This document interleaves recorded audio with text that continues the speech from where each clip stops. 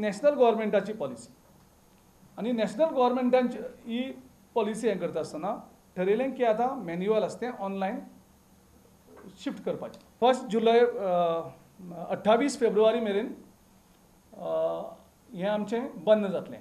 जे पयलीं manual registration आशिल्लें तें सगळें कॅन्सल जातलें आनीक फेब्रुवारीच्यान न्यू नोटिफिकेशन 1 फेब्रुवारी 2019च्यान ऑनलायन रजिस्ट्रेशन हें स्टार्ट जाता. सो 1 फेब्रुवारी 2019 ऑनलायन रजिस्ट्रेशन सुरू जाता.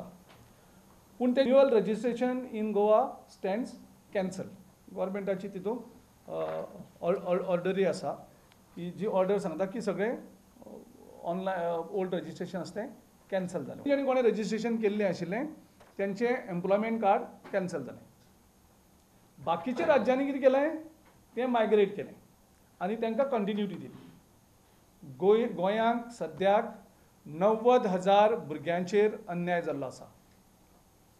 गव्हर्मेंट एक पब्लीक नोटीस दिता, त्या नोटिसीन ह्या भुरग्यां कडेन इन्फॉर्मेशन पावना. पयलीं म्हणजे तुमी हें ऑटोमॅटीक मायग्रेट करपाक जाय आशिल्लें जशें तुमी सांगलेलें आसा. तुमी पयशे गव्हर्मेंटा कडेन क्लेम केल्ले आसा पूण हें डेटा मायग्रेट जाल्लो ना आनी त्या खातीर तुमी एक ऑर्डर काडटात आनी सांगतात की पयलींचे सगळें एम्प्लॉयमेंट आसा stands cancel. So this is a great injustice on these 90,000 candidates who have registered themselves on employment exchange. आणि जर कदाचित खंयच्या एक रिक्रुटमेंटाच्या प्रोसेसांत एक खंयचोय कॅन्डिडेट जर कोर्टान गेलो अपील करपाक की आपल्याक हेणी आधार कार्ड ना म्हणून आपल्याक हेणी ह्या प्रोसेसांत इन्वॉल्व केलें ना, so entire process becomes null and void because supreme court order is there and it will be upheld. So जे रिक्रुटमेंट प्रोसेस जाता त्या प्रोसेसांत खंयचोय भुरगो वचून ते चॅलेंज करपाक शकता and it will be upheld.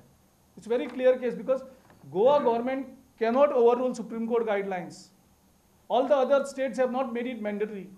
आणि आमचे फक्त तांकां इजी जावपाक जाय ह्या ऑफिसरांक म्हणून तेणी हें मॅन्डेटरी केल्लें आसा. So if government does not act in next 15 days, we will be compelled to make the complaint with the Directorate General of Employment and Training, Delhi, which is the authority, to see that these guidelines are followed in toto.